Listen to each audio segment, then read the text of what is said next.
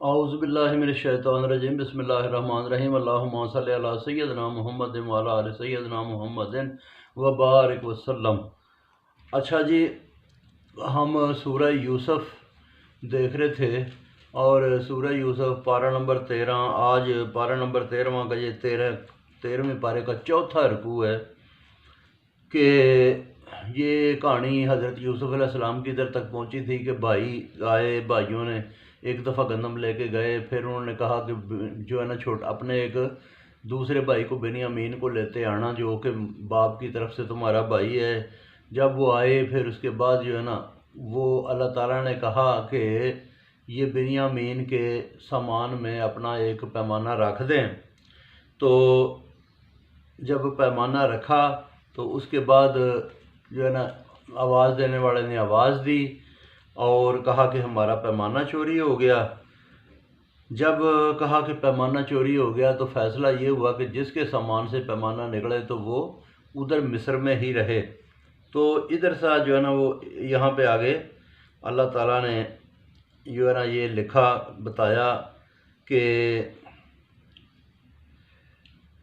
جب حضرت بنیامین ادھر مصر میں آئے تو حضرت یوسف علیہ السلام کے، کیونکہ وہ سگے بھائی تھے، انہوں نے اس کو ساتھ رکھا، زیادتی پر تسلی دی اور ان کے اسباب میں باسن رکھ دیا یا پیمانہ رکھ دیا۔ پھر الٹا پھیرا، ان کو واپس بلایا، اضافی اونٹ کا لالچ دیا، بولے ہم چور نہیں۔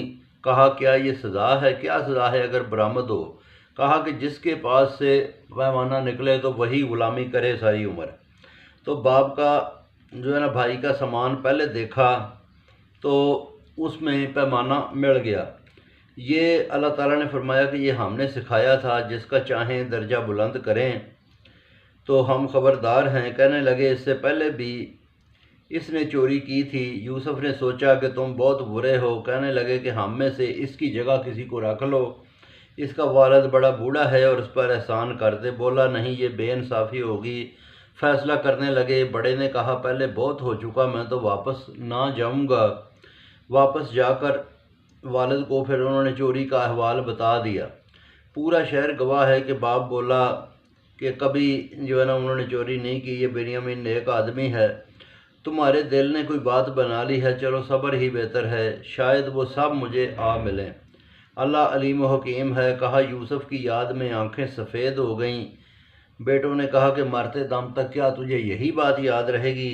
کہا جاؤ تلاش کرو، اللہ کے فیض سے نا امید نہ ہو۔ وہ پھر غلہ لینے گئے۔ کہا ناقص پونجی کے بدلے پوری بھرتی دے، غلہ یعنی کہ پورا دے، صدقے کا بدلہ ہے۔ کہا تم نے یوسف اور اس کے بھائی سے کیا کیا؟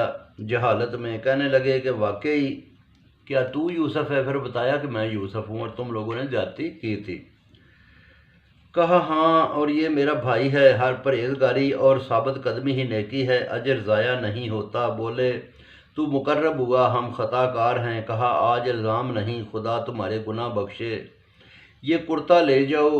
اپنا کرتا یوسف علیہ السلام نے دیا کہ والد کی آنکھوں پر ڈالنا اور سب میرے پاس آ جاؤ۔ جب وہ چلے، والد نے کہا مجھے یوسف کی خوشبو آ رہی ہے، اگر بہکا نہ سمجھو۔ بولے تو اسی غلطی پر ہے۔ آنکھوں پر جب کرتا ڈالا تو آنکھیں ٹھیک ہو گئیں۔ کہا میں نے بتایا تھا کہ اللہ کی طرف سے میں وہ جانتا ہوں جو تمہیں معلوم نہیں۔ بولے ہمارا گناہ بخشوا۔ کہا میں اللہ مہربان سے تمہارا گناہ بخشواؤں گا، دعا کروں گا۔ مصر میں داخل ہوئے، ماں باپ کو پاس بٹھایا، اونچی تخت پر سب نے ان کو سجدہ کیا۔ کہا باپ یہ میرے خواب کی تعبیر ہے، خدا کا احسان ہے کہ قید سے نکالا اور تم لوگوں کو گاؤں سے شہر لے آیا۔ میرا خدا مدبر ہے، خبردار ہے، حکمت والا ہے۔ اے رب تو نے حکومت دی، باتوں کا پھیر سکھایا، تو ہی کارساز ہے۔ اسلام پر موت دینا، نیکوں میں شامل کرنا، یہ غیب کے قصے ہیں جب ہم آپ کو سناتے ہیں۔ عالم کو نصیحت ہے، سن کر بھی کئی ایمان نہ لائیں گے۔ تو باقی کل پڑھیں گے جی، بہت شکریہ۔